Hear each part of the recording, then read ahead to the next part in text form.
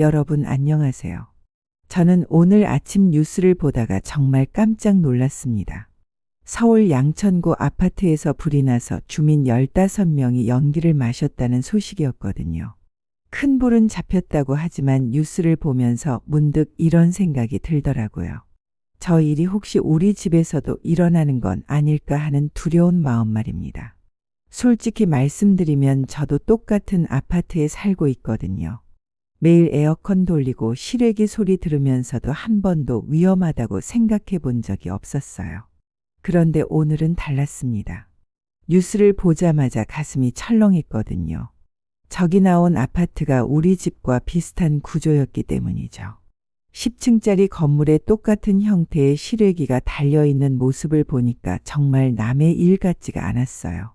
저는 즉시 텔레비전을 끄고 우리 집 상황을 점검해 보기로 마음먹었습니다. 과연 우리 집은 안전할까 하는 궁금증과 불안감이 동시에 밀려왔거든요. 오늘 오전 양천구의 한 아파트 10층에서 실제로 불이 났습니다. 실외기에서 연기가 난다는 신고가 들어왔고 소방대원들이 출동해서 40분 만에 큰 불길을 잡았다고 하더라고요.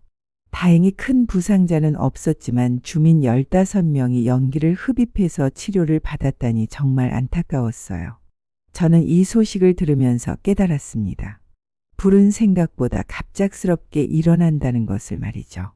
그것도 우리 일상 속 아주 작은 원인에서도 큰 화재가 시작될 수 있다는 사실이 무서웠습니다. 실외기라니 우리 집에도 있는 그 흔한 실외기에서 불이 날 수 있다는 게 믿어지지 않았거든요. 저는 곧바로 우리 집 베란다로 나가서 실외기를 살펴봤어요. 그런데 정말 깜짝 놀랐습니다. 실외기 옆에 택배 받고 나서 임시로 놓아둔 박스들이 그대로 쌓여 있더라고요. 그리고 실외기 뒤편으로는 먼지가 상당히 쌓여 있었습니다. 언제부터 이렇게 방치해뒀는지 기억도 나지 않았어요. 만약 오늘 아침 양천구에서 일어난 일이 우리 집에서 벌어졌다면 어떻게 됐을까 상상하니 등골이 오싹했죠. 저는 옆집 사는 김정숙 씨에게 전화를 걸었습니다. 김정숙 씨도 저와 비슷한 연배거든요. 김정숙 씨가 말했어요. 저도 아파트에 사는데 너무 무섭다고 하더라고요. 뉴스 보자마자 우리 집도 위험하지 않을까 싶어서 걱정이라고 했습니다. 저는 김정숙 씨한테 말했죠. 맞다고 사실 화재는 남의 일이 아니라고요. 특히 여름철에는 에어컨 실외기나 멀티탭 과부하로 불이 날 가능성이 더 높아진다고 설명해 드렸어요. 김정숙 씨가 그러면 저 같은 사람은 어떻게 대비해야 하냐고 물어보더라고요. 저는 아주 간단하다고 답했습니다. 실외기 주변에 물건 쌓아두지 않기, 멀티탭에 전자제품 여러 개 꽂아두지 않기, 그리고 소화기와 화재 감지기를 꼭 점검해 두는 거라고 했죠. 김정숙 씨도 그제야 안심하는 목소리로 고맙다고 하더군요. 오늘 당장 집안 점검을 해보겠다고 했어요. 예방 팁 전달, 실행 가능한 정보. 저는 김정숙 씨와 통화를 마치고 본격적으로 우리 집 안전 점검을 시작했습니다. 첫 번째로 실외기 주변을 완전히 비웠어요. 신문지나 박스 먼지 같은 것들은 불에 정말 잘 붙거든요. 저는 실외기 주변에 있던 모든 물건들을 치우고 깨끗하게 청소했습니다. 앞으로는 절대 실외기 근처에 아무것도 놓지 않기로 마음먹었죠. 두 번째로 집안의 모든 멀티탭을 점검했어요. 놀랍게도 거실 멀티탭 하나에 텔레비전, 셋톱박스, 에어컨, 공기청정기까지 모든 전자제품이 연결되어 있더라고요. 이런 상태로 여름철 내내 사용했다고 생각하니 정말 아찔했습니다. 저는 즉시 오래된 멀티탭을 새 것으로 교체했어요. 그리고 전자제품들을 여러 멀티탭에 나누어 연결했습니다. 세 번째로 소화기와 화재 감지기를 점검했어요.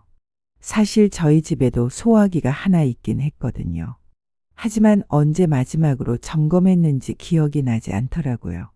확인해 보니 압력계 바늘이 정상 범위를 벗어나 있었습니다. 화재 감지기 배터리도 언제 바뀌었는지 모르겠고 제대로 작동하는지도 확실하지 않았어요. 저는 곧바로 근처 마트에 가서 새 배터리를 사와서 교체했습니다.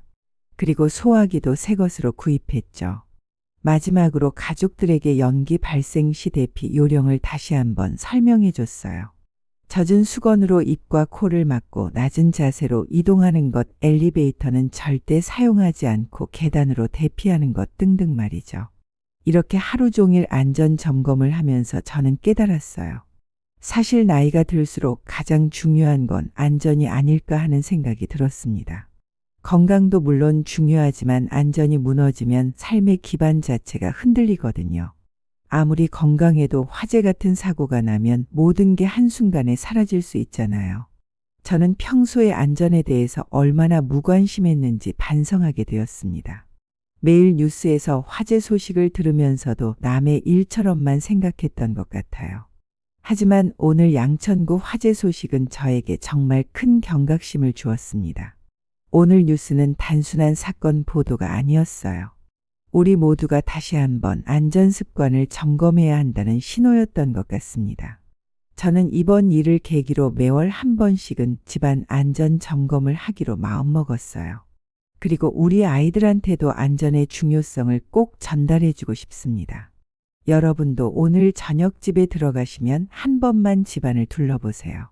실외기, 멀티탭, 소화기 같은 것들을 말이죠. 정말 작은 점검이지만 이런 것들이 큰 안전을 지켜준다고 저는 확신합니다. 오늘 하루 제가 겪은 일들을 여러분과 나누면서 정말 다행이라는 생각이 들어요. 혹시 이 이야기가 여러분께 조금이라도 도움이 되셨다면 구독과 좋아요, 알림 설정 꼭 부탁드릴게요.